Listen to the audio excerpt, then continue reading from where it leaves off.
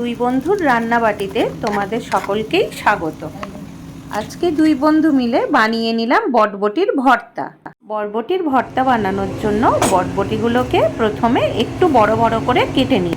বটবটিগুলো কেটে নেওয়া হয়ে গেছে। এবার বটবটিগুলো ভালো করে ধুয়ে নিয়ে একটা বাটিতে নুন দিয়ে সেদ্ধ করতে বসিয়ে দিলাম। সেদ্ধ হয়ে গেছে। এবার ভালো করে একটা ছাঁকনি দিয়ে জল ঝরিয়ে তুলে নেব। এবার একটা কড়া বসিয়ে তার মধ্যে কিছুটা কালো জিরে, কয়েক কোয়া রসুন আর কাঁচা লঙ্কা শুকনো খোলায় ভালো করে লাল লাল করে ভেজে নিলাম। মিক্সার গ্রাইন্ডারে দেওয়ার আগে ঠান্ডা করতে ভুলো না কিন্তু। ঠান্ডা হয়ে গেছে। এবার আমি একটা মিক্সিং কন্টেনারে ঢেলে নিলাম। এইবার ওর মধ্যে কিছু পরিমাণ আগে থেকে সেদ্ধ করে রাখা বটবটি দিয়ে নিয়ে ভালো করে পেস্ট বানিয়ে নিয়েছি।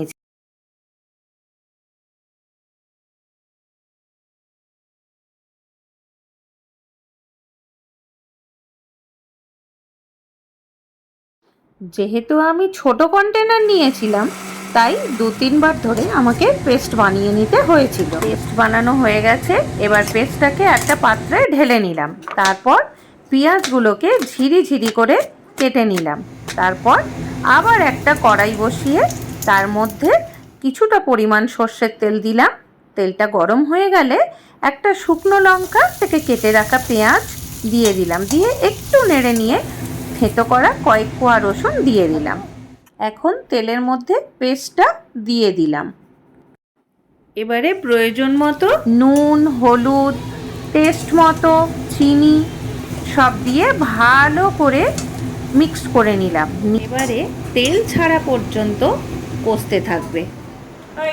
নে এটা খেয়ে দেখ কেমন হয়েছে বল। এটা কি খেয়ে তো দেখ কি ওটা। তুই বানালি, টেস্ট করে বল। একদম আর তোর মতো রিভিউ দিতে পারবো না। না তুই আরো ভালো পারবি। তো তোর রিভিউটা দরকার না, নিজের দে খাই।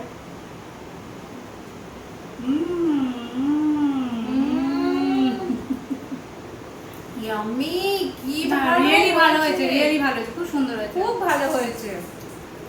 এক কথায় লাজবাব।